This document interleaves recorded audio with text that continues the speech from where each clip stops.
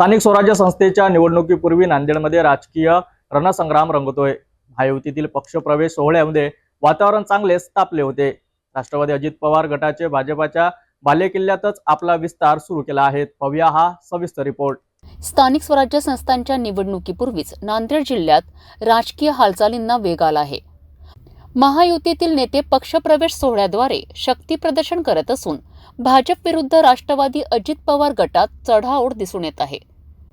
माजी मुख्यमंत्री अशोक चव्हाण यांचा भोकर मतदारसंघ भाजपचा बालेकिल्ला मानला जातो। मात्र राष्ट्रवादीचे आमदार प्रताप पाटील चिखलीकर यांनी याच ठिकाणी आपल्या पक्षाचा प्रभाव वाढवण्यासाठी मोठा राजकीय डाव टाकला आहे।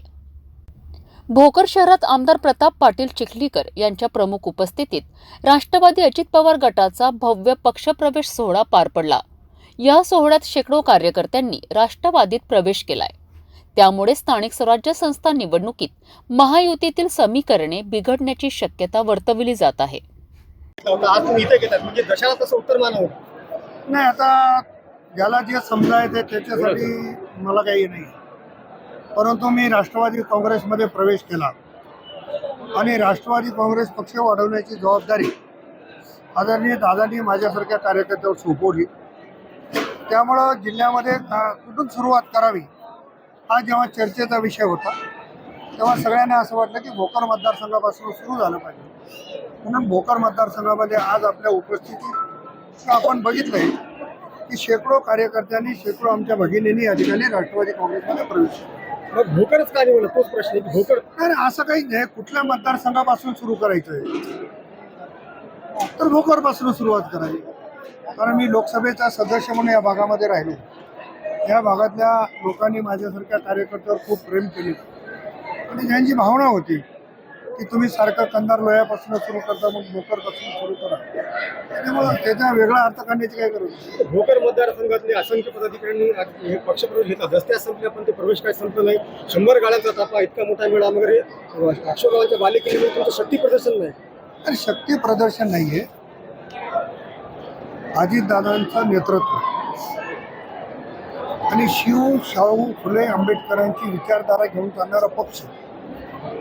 त्यामुळे सगळ्या समाज घटकांना असं वाटतं की आपण राष्ट्रवादी काँग्रेसमध्ये आलं पाहिजे आणि त्यामुळं फार मोठी संख्या येणाऱ्याची भविष्य काळातही आहे।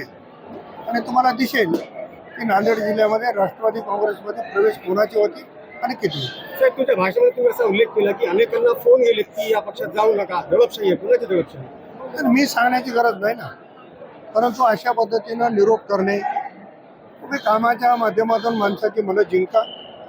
तुम्हाला जेव्हा असे फोन करावे लागतात तर याचा अर्थ तुमच्यावर नाराजी आहे हे सिद्ध होते। मी सांगण्याची गरज नाही। आगामी निवडणुकीच्या बाबतीमध्ये असे चव्हाण वारंवार स्वबळाचा नाराज होतो। मी मागेही सांगितलं, अशोकराव चव्हाणांना निर्णय घेण्याचा अधिकार नाही आहे। राज्याचे उपमुख्यमंत्री आणि मुख्यमंत्री तिन्ही पक्षाचे नेते हे बसून ठरवतील। महाविकास आघाडीचा घटक म्हणून, महायुतीचा घटक म्हणून महायुतीचे नेते जो निर्णय घेतील तो मला मान्य राहील। आणि जर कोणाला असं वाटत असेल की आपण स्वतंत्र लढावा, राष्ट्रवादी काँग्रेस पार्टी जिल्ह्यामध्ये तयार आहे। धन्यवाद। तर भोकरमध्ये राष्ट्रवादीच्या पक्षप्रवेश सोहळ्यामुळे महायुतीच्या समीकरणामध्ये उलटपालट होऊ शकते। स्थानिक स्वराज्य संस्थेच्या निवडणुकीपूर्वी नांदेड जिल्ह्यात अजून किती राजकीय घडामोडी घडतील हे पाहणं महत्त्वाचं ठरेल। अशाच ताज्या बातम्यांसाठी पाहत रहा सिटी न्यूज।